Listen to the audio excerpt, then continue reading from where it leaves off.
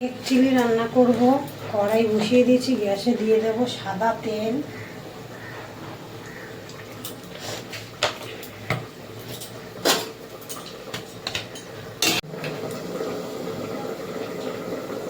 তেল গরম হয়ে গেছে, ডিম ভেজে নেব একটু হালকা করে, ডিম সিদ্ধ করে একটু চিড়ে চিড়ে নিয়েছি।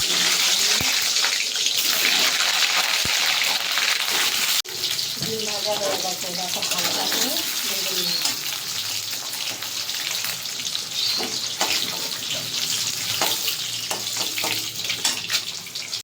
এক চিলি সয়াবিন করব। সয়াবিনগুলো সিদ্ধ করে ভালো করে ধুয়ে জল থেকে নিয়ে একটু ভেজে নেবো হালকা করে।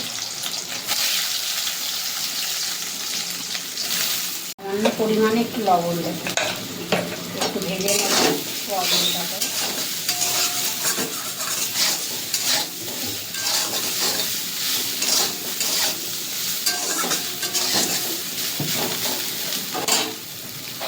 সয়াবিন ভাজা হয়ে গেছে,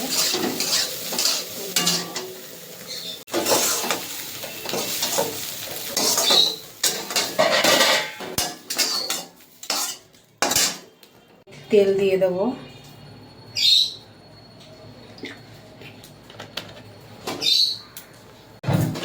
তেল গরম হয়ে গেছে,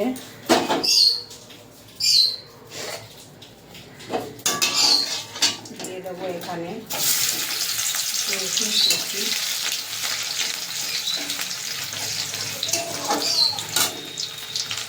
কুচি দেবো।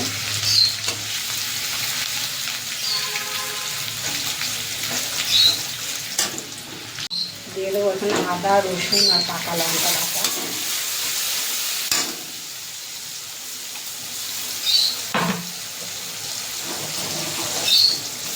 আদা রসুন ভালোভাবে কাঁচা গন্ধ চলে গেছে, দিয়ে দেবো পেঁয়াজ,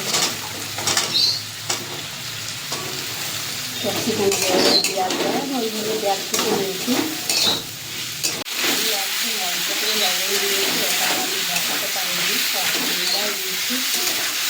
চিলি সসে একটু নুন থাকে, কম করে নুনটা দিয়েছি।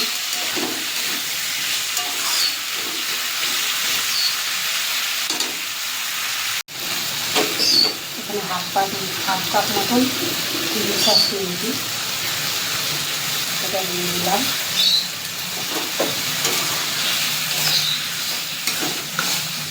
দেবো টমেটো সস, হাফ কাপের থেকে একটু বেশি দিয়েছি।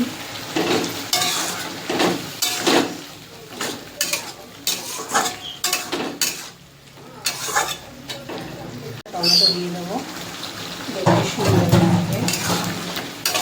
আর দিয়ে দেবো একটু কাশ্মীরি রেড চিলি পাউডার।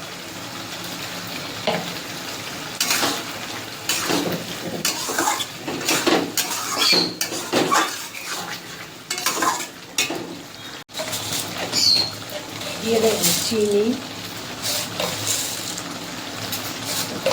3 চামচ দিলাম। এবার কালারটা চলে আসবে, কষিয়ে নিয়েছি। এবার দিয়ে দেবো ভেজে রাখা সয়াবিনগুলো দিয়ে আর একটু কষিয়ে নেবো। ডিমটা একটু পরে দেবো, ভেজে রাখা ডিমটাও দিয়ে দেবো। একটু ভালো করে ডিম সয়াবিন পেঁয়াজ ক্যাপসিকামের সঙ্গে কষিয়ে নেব। কালারটা দেখেছো কি সুন্দর লাগছে,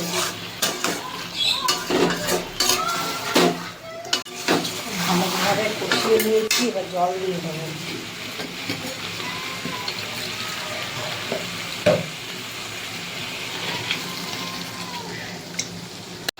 হয়ে গেছে এক চিলি সয়াবিন, এবার নামিয়ে দেবো। একটু ঝোল রাখতেই হবে, নাহলে ঝোলটা আবার বসে যাবে।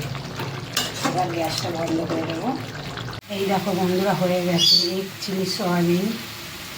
কেমন লাগলো ভিডিওটি লাইক কমেন্ট করে পাশে থেকো, শেয়ার করে দিও বন্ধুদের সাথে।